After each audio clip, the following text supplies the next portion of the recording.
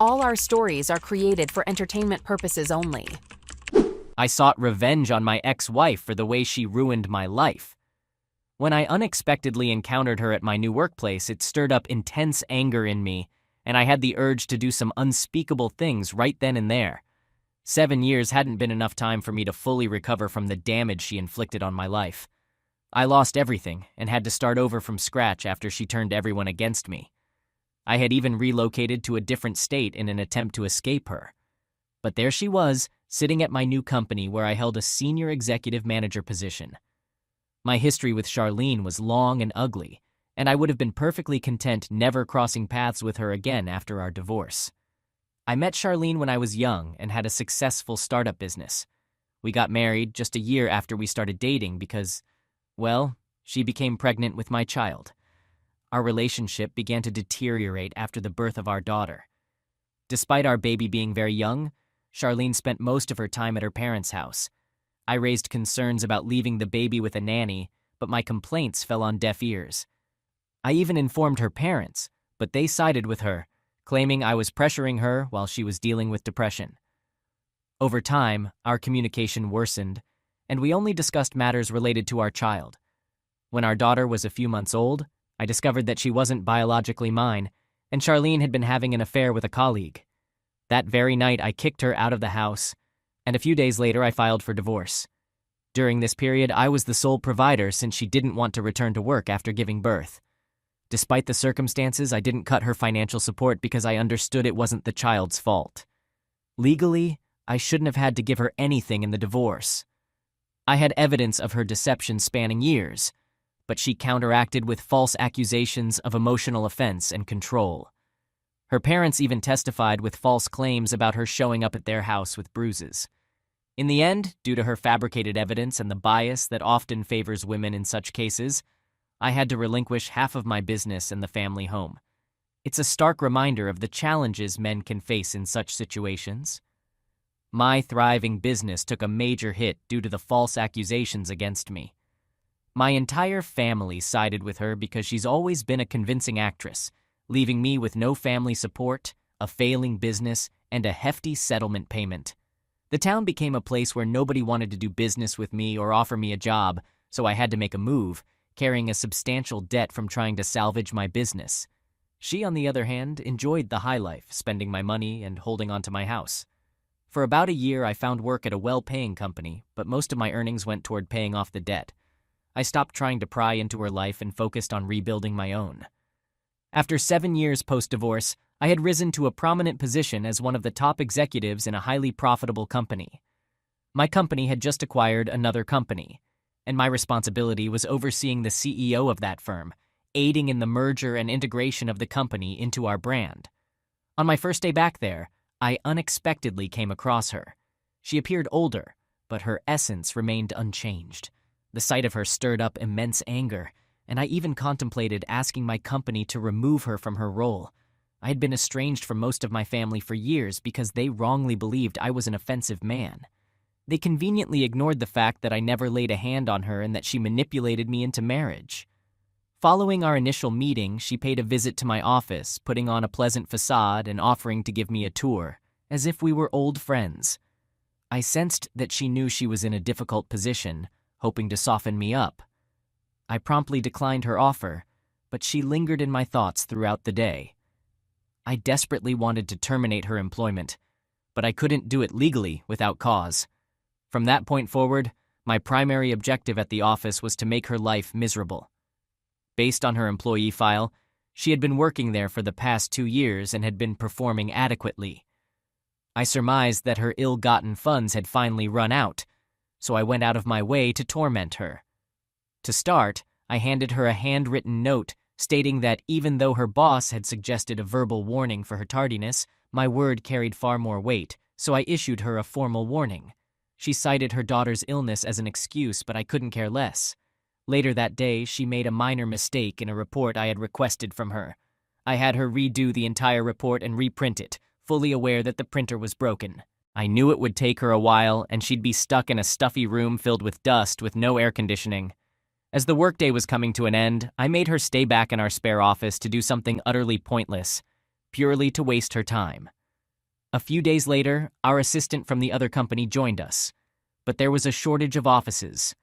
I ensured that she gave up her office and relocated to a tiny, stuffy room with no ventilation, right in the middle of summer when the heat was unbearable. When she had to pack her things, she was so furious that I thought she might explode. I overheard her venting to some colleagues about me, which only motivated me to assign her even more work that she couldn't handle. She constantly worked through lunch breaks, and I kept piling on demands. She was also in the running for a promotion that everyone in the office coveted. Despite her exceptional performance in recent months and her boss's high praise, I suggested that the promotion should go to someone who had been with the company longer. I knew this would infuriate her. After the promotion recipient was announced, she stormed into my office, vowing to make me pay for what I had done. A few days later, my past with my ex-wife became the talk of the office, thanks to an anonymous email that was sent to everyone. My superiors already knew about my divorce, and I had no criminal record, so they simply asked me to stay home for a few days. I enlisted one of the tech guys to trace the email, and it led straight back to her. I filed a complaint against her for slander, which caused her significant trouble within the company. Our company had strict rules against slander and gossiping about employees' private lives. If I had been on the committee, I would have advocated for her termination, but I had to recuse myself due to my close involvement in the case. She had to stay home for several days because of the email she sent. I almost lost my position in the company due to the incident, but fortunately, I didn't. I left her alone for a while, contemplating how to get her to leave the company and stay out of my life. Seeing her every morning was painful for me. Surprisingly, she ended up sabotaging herself, leading to her departure from the company, and I didn't have to get my hands dirty. Here's what transpired. At the end of the year, the company organized a fundraiser a few weeks before closing for the year. I wasn't directly involved in planning it. My role was to oversee how everything was going. It was also the day the company was announcing its name change. We had a strict company policy against alcohol or drugs, especially when clients were around. But as the event kicked off, I found myself dealing with a series of problems, most of which were coming from her department responsible for the presentation. While the meeting was in progress, some of the interns began acting strangely, as if they were either high or drunk. One intern even sat at a table reserved for a company investor and fell asleep. It was clear something was off, so I instructed my assistant to discreetly remove her from the sight of the event attendees. I could smell alcohol on some of the interns, and the CEO seemed to sense something was amiss as well, judging by the panic in his expression. I didn't want to involve Charlene, but I needed her assistance with tasks the interns were supposed to handle. When I asked for her help, she refused, claiming she wasn't some lowly intern as I perceived her to be. Frustration mounted, and I suggested she come to my office with me to avoid causing a scene. Her anger escalated, and she insisted I wasn't her boss. Her words were slurred, and her eyes appeared glassy, which was highly unusual for her. In a hurry, I informed the CEO about the situation and left him to manage the event and keep the guests distracted while I tried to get to the bottom of the chaos. We conducted breathalyzer tests on the interns who had denied consuming alcohol in the first place. Predictably, they all failed. I asked them to reveal the source of the alcohol to avoid further trouble, but they were unwilling to cooperate. I made it clear that we would likely terminate their contracts if they continued to withhold information. Finally, one of them admitted they had stolen wine from my office. I was furious and ready to fire them, but then they dropped a bombshell. They confessed that my ex-wife had sent them to grab the wine to share before the event. I couldn't fathom why she would take such a risk, knowing well the company's strict policy on staff consuming alcohol. Even I wasn't allowed to drink at work, as it was a precaution for those who had to drive to and from work events, potentially facing legal trouble if caught drinking. I summoned her to my office and urged her to confess to her actions since there were already witnesses. She admitted to messing up, claiming she needed to drink because she had just found out her boyfriend was cheating on her. But I wasn't about to fall for her excuses. I couldn't trust a word that came out of her mouth. It seemed pretty clear to me that she wanted the interns to mess up the event by getting them drunk. And guess who would take the fall if the event went south? Me, of course. I didn't mince words when I confronted her about it. I made it crystal clear that she was on thin ice and that her job was in jeopardy. With 2 prior warnings on her record, A third strike would mean her job was on the line. I didn't hold back in detailing the humiliation she'd face once everyone found out about her attempt to sabotage the event she had worked so hard on. It was kind of satisfying to see her squirm and scramble for excuses. I told her to head home for the rest of the day and we'd address the matter further the next day. In my office, she started crying, pleading that she needed the job and didn't intend for the interns to steal the client's wine. She claimed she had no idea they would drink so much and promised to pay it all back if I just let her off the hook. I did the math for her and she was visibly shocked by the amount. She began begging me to drop the issue, mentioning how she wanted to fix things between us given our complicated history. I couldn't help but remind her of how her past actions had left me with a ruined reputation, no home, and no shared custody of our daughter. She had moved to a different city and taken everything from me. Once upon a time, I might have cared or felt sorry for her given her messed up life, but those days were long gone. She went home, and I returned to managing our fundraiser. By the end of the day, I had informed her superiors about her actions, and they were furious, eager to fire her immediately. However, I had a different plan in mind. I relished the power to determine her fate within the company, just as she had once controlled my destiny. The following morning, she sent in a resignation email, hoping for an immediate departure. But I had other intentions. By that point, everyone at the office knew what she had done, and she was facing the music. I insisted she serve a 2-week notice before her departure. The company also sent her an invoice for the stolen alcohol, and I threatened to press theft charges if she didn't repay the debt. She completed her 2 weeks, but I ensured they were anything but pleasant for her. I did her a solid by piling on a ton of work, ensuring she wouldn't have to face her coworkers who were far from thrilled with her. They had put in a lot of effort to organize the event after all. During her final 2 weeks at the office, she was clearly miserable. On the last day, as she packed up her belongings, she paid me the money she owed for the wine. She seemed to suggest I should be content now that she was jobless. I reminded her that resigning had been her choice, and it allowed her to retain at least some of her dignity, which she might not have if I had terminated her. When she finally departed from the company, I felt an immense sense of satisfaction. It seemed like she had lost everything, much like I once did. Perhaps she could start anew at a different company, but she couldn't use our company as a reference when seeking employment.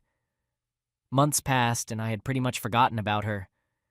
That was until I spotted her on the streets among the jobless and homeless individuals asking for assistance. To be honest, she looked unrecognizable and appeared to have hit rock bottom, holding a sign that begged for employment or help. I couldn't help but wonder how she had fallen so far, considering the life she used to lead. Even when I lost everything, I didn't end up on the streets. In a way, it felt like karma had come back around in her case, a kind of poetic justice for the lies she had told about me, which had cost me everything I had. It seemed like another one of those stories where karma had its say. Now, I'm curious to hear your thoughts down in the comments. Do you think I went too far in how I treated my ex-wife? Or do you believe she deserved everything that came her way?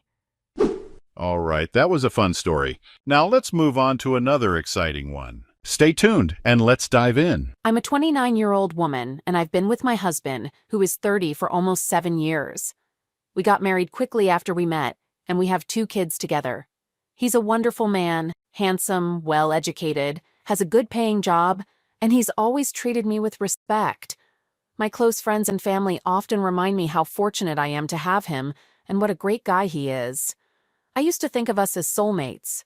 However, about a year ago, I made a terrible mistake. I went out with a group of friends for a birthday party, got extremely drunk, and ended up sleeping with a man who had been flirting with me all night. It was the first time in years that I felt so carefree, and I can't even explain why I did it. But the moment I realized what I had done, I ordered a taxi home and tearfully confessed everything to my husband. I felt overwhelming regret and self-loathing. Initially, he remained silent and calm, but he told me he wanted a divorce. After a lot of pleading, we decided to go to counseling. However, during our counseling sessions, he never seems engaged. He just sits there, scrolling on his phone. When asked about his feelings or what he can do to improve our relationship, he responds negatively, sometimes with hurtful comments directed at me. Most of the time, he doesn't seem to care and remains silent, even when we're trying to involve him in the conversation. I've spent the past year doing everything I can to save our marriage. I've even agreed to do what I dislike just to please him. I've been taking care of all the household chores, cooking, and cleaning without any help from him. I've fulfilled his requests, no matter what they were. He has moments of rage during which he calls me terrible names, sometimes within earshot of our children. However, he always treats our kids with love and never speaks poorly of me in front of them. Sometimes, if I don't meet his demands, such as engaging in certain acts, he threatens to divorce me or mentions my past infidelity, blaming me for everything. He says marrying me was a mistake and uses hurtful words. I also know that he has been communicating with other women. When I confront him about it, he immediately brings up my past infidelity. I don't have any concrete evidence that he's been meeting other people behind my back. All I want is for things to return to the way they used to be. Once, when I mentioned seeing a message from another woman on his phone, he grabbed my hand, took me to the main hall, and pointed to the door, telling me the exit was right there if I wanted to leave. He made it clear that he didn't care about my thoughts or feelings. I feel like I've lost the caring, loving husband I once had, and he's turned into someone I don't recognize. I love him deeply, and I can't imagine being with anyone else. I regret my mistake every single day, and I just want my family to be whole again. I don't know if I can save this marriage, but I'm willing to do whatever it takes. I'm not exactly sure what I'm seeking by sharing this. Maybe I just needed to get it off my chest. But I wish I could turn back time and undo all of this. Edit. I forgot to mention more details about our therapy sessions. I want to clarify that I took full responsibility for my actions and didn't blame him. It wasn't until the therapist suggested that my husband might have done things that pushed me away, possibly leading to my infidelity, that things took a different turn during our therapy sessions. I'm considering changing therapists to see if we can make progress. I genuinely want to make this work. Update. I confronted my husband today, and as many people suggested, I had a feeling he might not want to try anymore and just wants to move on. At first, I approached him to explain how I understand his pain, and that if he no longer wants to work on our marriage and wants to move forward, I'll accept it and let him go. I expressed my deep love for him and how it will always be there. He stood there in silence, then came up to hug me, and we both started crying. It was the first time in a long while that I felt genuine affection from him. After a few minutes of hugging and tears, he let go and asked me to sit down with him. He began telling me that he still loves me wholeheartedly and cares deeply for our children. He finds it tough to move past what happened. He mentioned that he experiences moments of intense anger, not just because of his resentment for my actions, but also due to vivid mental images of what I did, which haunt him. He can't shake those images from his mind. He explained that while he had women flirting with him over the years and opportunities to be unfaithful, his love for me and our children always outweighed any fleeting pleasures. He insisted that he couldn't have done to me what I did to him because his love for me was too deep to hurt me in that way. Hearing him say this broke me down even further. He went on to express that something inside him feels broken and irreparable. He admitted to chatting with other women in recent months, but emphasized that he never engaged in any physical or romantic activities with them because it didn't feel right. My suggestion that he could move forward was the first time he felt like I truly understood his inner turmoil and the extent of his emotional pain. He mentioned that he's unsure about our future, but, for the time being, he wants to be single and focus on self-improvement away from me. I assured him that I would agree to sign the divorce papers if he wanted a divorce, and that I didn't want anything from him. I insisted that whatever he brought into the marriage remained his, and I didn't want any financial support, even though he earns more than me. Hearing this made him cry, and he expressed hope that he could forgive me someday. He believes that time apart will be beneficial for both of us and allow us to reflect on our lives. He plans to consult a lawyer and bring the divorce papers in about a week. I have no intention of meeting someone new after the divorce, and I don't want to either. I genuinely hope he returns to me one day so we can restore our old family. I deeply regret my actions and feel immense remorse. realizing that I've lost the one person who truly is my soulmate. It seems that divorce is inevitable. Story 3. My boyfriend and I have been in a relationship for about 6 months now, and he's a fantastic guy. We hardly ever argue, and he's generally very laid back. However, there's a situation with my friend Matt that's causing some tension. Matt and I have been close friends for many years, and we share a deep passion for our dogs and our dog-related careers. Our days are mostly filled with activities like hiking, running, training, agility, disc, coursing, and more, all involving our dogs. We do all these things together. It's a bit strange because, despite a clear physical attraction between Matt and me, we've never taken our friendship to a romantic level, and I'm not entirely sure why. Maybe it's been a matter of timing or other circumstances. Now, my boyfriend isn't bothered by my friendship with Matt at all. He's not the jealous type and has his own circle of friends. We've never had any arguments or fights over me spending time with other guys. In fact, my boyfriend and Matt get along well and even hang out together from time to time. Here's where things get tricky. Matt and I often engage in passionate debates and discussions, not actual fights, just spirited conversations. My boyfriend, on the other hand, is very passive and doesn't enjoy arguing. His usual response is either agreeing with me or calmly stating his viewpoint and ending the conversation. I admire his ability to avoid conflict, and I've been working on being more open-minded like he is. Now, Matt and I frequently go hiking together, and sometimes my boyfriend joins us, although he's not as outdoorsy as we are, so he occasionally opts out. I always extend enthusiastic invitations to my boyfriend for all our joint activities, except when it's related to work since he has his own job. Recently, we went on an overnight hiking trip with our dogs, and there were some issues with Matt's tent. It just wouldn't stand up properly and kept collapsing. Matt offered to sleep outside, but I suggested he move his sleeping bag into my larger tent since it would accommodate both of us and the dogs. Plus, there was a chance of rain. Both Matt and I found ourselves in an awkward situation, but he agreed to share the tent, and I assumed my boyfriend wouldn't have an issue with it. Earlier that day, Matt had spent quite a bit of time shirtless, and I couldn't help but sneak some glances. I mean, he's in great shape, and I've always been physically attracted to him. I don't know if it was the pent-up energy from that or what, but there was a moment inside the tent where things felt far from innocent. We weren't talking about anything out of the ordinary, but there was definitely a strong tension in the air. It sounds pretty cringy now. I was just feeling incredibly turned on, and maybe I should have left the tent, but I didn't. Eventually, Matt cleared his throat, and we both went to our respective sides of the tent to sleep. I spent the whole night tossing and turning, overwhelmed by guilt, feeling terrible, and still incredibly turned on. The next day went on as usual. Perhaps we were a bit quieter on the way back, but neither of us brought up what had happened. When Matt dropped me off at my house, he gave me a hug, just like he's done countless times before. But this time, it felt different, like it lingered a bit too long. It didn't feel like a friendly hug, and I'll admit, a part of me didn't want it to end. So now, I'm anxiously waiting for my boyfriend to come home, knowing that I have to tell him about what occurred. I just don't know how to begin explaining myself. The guilt is eating me alive, and it feels like I've betrayed my boyfriend and broken his trust when it comes to Matt.